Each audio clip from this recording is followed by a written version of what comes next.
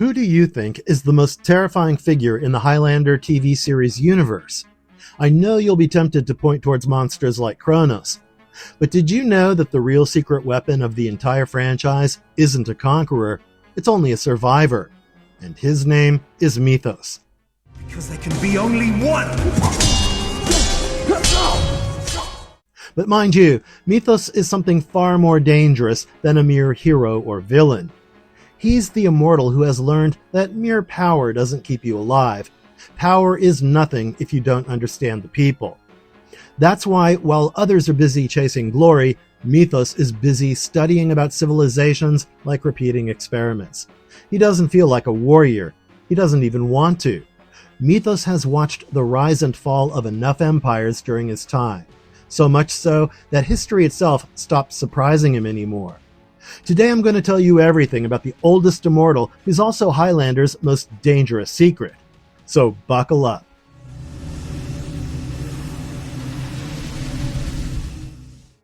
Inside the Highlander canon, Methos is the oldest known living Immortal. Can you guess his age? It's a whopping 5,000 years. Yes, he's lived longer than any Watcher on record existed, than the myths the Watchers themselves rely on. This fact is confirmed in Highlander the series Season 3, Episode 16, titled Methos, where the Watchers discover his identity and reveal his true age and origins. Interestingly, Methos was originally planned as a one-episode character who would die at the end of his debut. But Peter Wingfield's performance impressed the creators so much that they rewrote the plan and kept him alive, turning Methos into one of the series' most important recurring figures. From that point onward, he appeared in over 30 episodes and gradually became central to Highlander's deeper mythology. Methos has existed since before Immortals had developed their councils or even their language to explain what they were. Methos' true origin stretches back to the dawn of recorded civilization. Though the series never reveals his original name, evidence from Watcher records suggests that he was born nearly 5,000 years ago in the ancient regions of Mesopotamia, among the earliest human societies that emerged between the Tigris and Euphrates rivers. This was a world of primitive tribes, shifting alliances, and constant struggle for survival. Methos lived through humanity's earliest attempts at building civilization, long before nations, laws, or moral codes existed in any structured form. His first death and rebirth as an Immortal likely occurred during this chaotic period, shaping his lifelong belief that survival always comes before honor. From that point onward, he wandered across emerging civilizations, adopting new identities and slowly becoming the observer of history we know today. 5,000 years. Yeah, give or take. And that was when I took my first head. So 5,000 years is an enormous amount of time to live. But tell you what, Methos was not Methos since always. Before becoming what he is today, Methos used the alias Adam Pearson and worked as a low-ranking researcher inside the Watchers. Under this identity, he secretly helped maintain Watcher records and even manipulated their archives to erase traces of himself for centuries, as seen throughout Season 3 after his introduction. As a Watcher, he stays hidden and monitors other Immortals. And guess what? None of the Watchers could ever understand who Methos really was. And that disguise was the whole point. But why was such a powerful being in disguise? It's because he wants to avoid attention. He knows quite well that attention invites danger. He could have easily become a legendary warrior himself, but he knows that becoming a legend then would attract challengers. And that would mean risk of death. That's not something he's interested in. Methos' lifelong strategy is simply survival, and not honor or victory or anything that warriors normally associate themselves with. He's happy to be on the sidelines, waiting and watching. Even the Watchers don't fully understand what they're cataloging. They treat him like an artifact. What they don't realize is that he's even older than the system designed to track him. Maybe this is why he's chosen to represent knowledge as his form of power. He is the oldest Immortal. Do you think he survived this long only by winning battles? No. In fact, the reality is quite the opposite. He has survived this long by never becoming a reason for a battle. His greatest weapon is secrecy, and he's happier to become a living form of history than a warrior who's always on the verge of extinction. Mortals are part of history. They are part of the truth. But don't make the mistake of thinking that he's a coward. It's just that his ideals as a warrior are very different. If you really want to understand Methos, you will have to first forget everything Highlander teaches you about honor. There are no formal duels. Just delete the concept of the game as a structured ritual as a whole. Even delete the fantasy that immortals were ever meant to be noble. Because when Methos was born, the world was not shaped by nations. It was full of tribes and warbands. The series explains that early immortals lived in violent eras without shared rules, which is why later traditions like Holy Ground and formal dueling developed much later in history. And these wars were always deadly. Entire cultures were erased even before they could ever be formally recorded. At that time, violence was not an exception. It was the rule, and a whole infrastructure ran beside it. However, the show never claims civilization evolved specifically to counter Methos himself. Rather, immortal rules and customs evolved gradually to control violence among all immortals. Morality had not evolved into the idea of honorable combat yet. The honorable immortals were nothing like what you see today. They were just another predator among the mortals. Consider them existing among humans in the way that storms exist. Destructive and unpredictable, but still accepted as part of reality. The world had to constantly fight to control territory and food, and hence brutal raids and mass slavery were normal tools of life. Children grew up watching their villages burn and learned very early that mercy was a luxury you practiced only when you could afford it. Frankly speaking, in that world, immortals were not exactly champions. But the point is that there were no rules either. Shared culture and holy ground were not a thing as of yet, not even the understanding that immortals belonged to a hidden community. Later generations came to know the games as a cultural invention, but that's a framework which was built long after Methos learned how brutal immortality actually was. Early immortals didn't fight for destiny, but fought only because violence solved problems faster than negotiation. So morality and ethics was just limited to your group mostly. Ethics were brutally simple. Protect your kin and destroy the rest.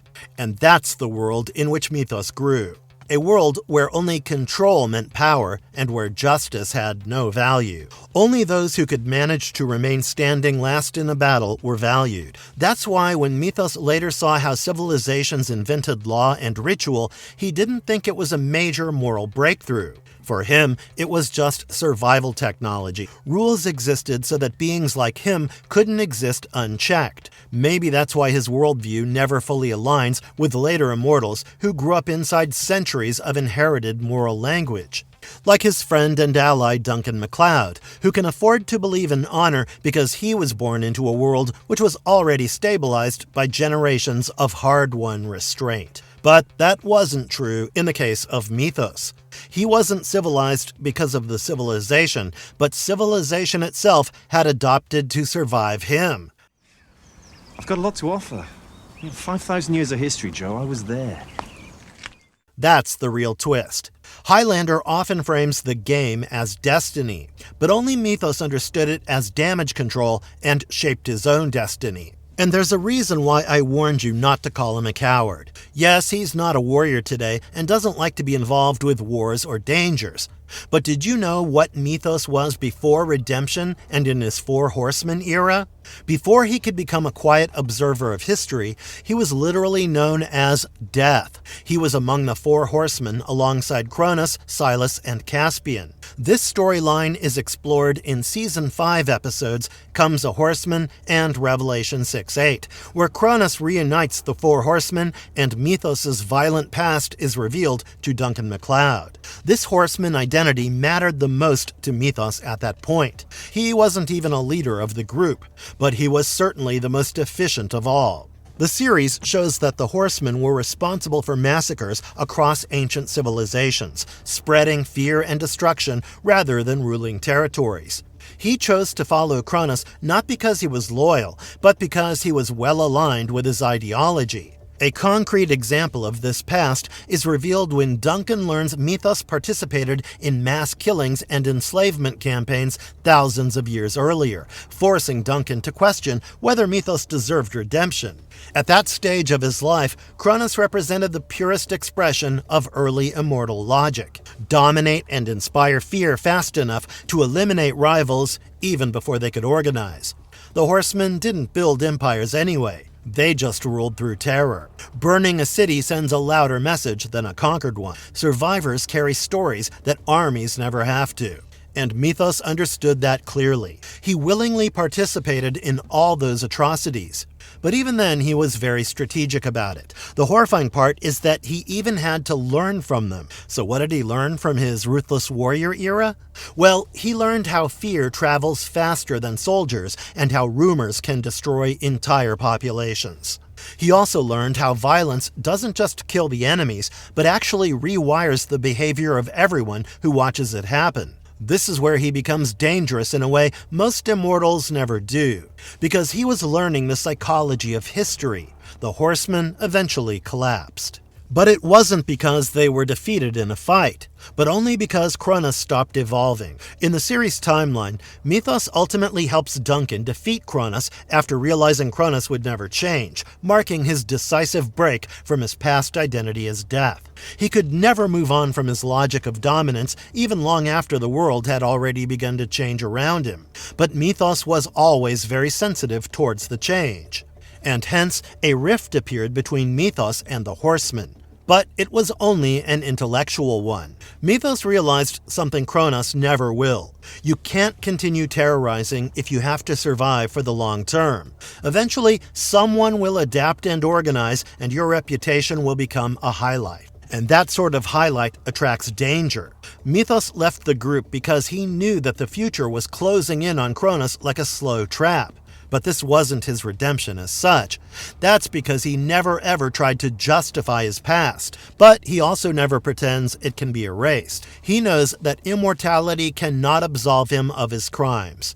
Moreover, he has to live with those memories as an immortal. So instead of chasing heroism, Methos chooses something far more sustainable. It's invisibility and anonymity that he's after now. Time has given him the required perspective and turned him into a living strategic archive of human behavior. Throughout the series, he demonstrates this knowledge by advising Duncan on immortal conflicts and predicting opponent behavior rather than relying on brute strength. He knows how fear can cause communities to collapse and how charismatic leaders rot from inside their own myth. And because he's lived long enough to watch the patterns repeat again and again, he doesn't need prophecy for something. He works on data.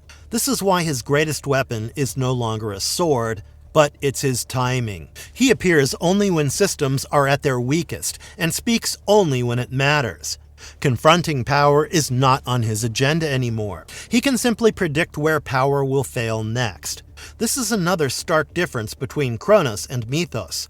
Kronos is terrifying because he destroys what stands in front of him. Methos is terrifying because he understands what will eventually stand behind you.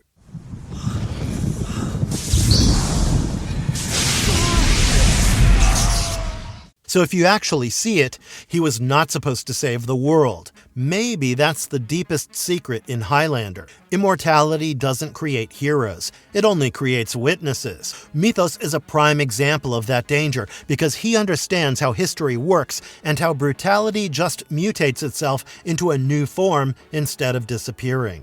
But within the canon, Methos is not portrayed as humanity's protector. Rather, he is a survivor shaped by history who occasionally helps Duncan when their goals align. But how does Methos' story actually end within the Highlander narrative? Unlike many immortals whose journeys conclude through battle or redemption, his story remains deliberately open. By the end of the series, he doesn't seek the prize, nor does he attempt to reshape the world. Instead, he continues wandering, carrying the weight of his past while choosing to quietly observe humanity's future. His alliance with Duncan MacLeod endures as a cautious friendship between two survivors shaped by different ages. Methos remains what he always has been, just a witness to history. His story doesn't end with victory or defeat, It simply continues. Even after the television series ended, the character's story continued beyond the show. Methos later appeared in the films Highlander Endgame and Highlander The Source, and his ancient past was further explored in the Methos Chronicles, an animated web series that expanded his early history and mythology. And perhaps that's what makes him truly terrifying. While empires fall and legends fade, Methos continues to walk quietly through history, learning and surviving. And maybe that's the ultimate truth of the Highlander universe. In the end, the last one standing is not always the strongest, but the one who understands survival the best. So what do you think about Methos? Is he the most dangerous immortal in the Highlander universe, or just its greatest witness? Share your thoughts in the comments, and don't forget to like, subscribe, and stay tuned for more deep dives into legendary characters. I'll see you in the next one. Bye! Because there can be only one!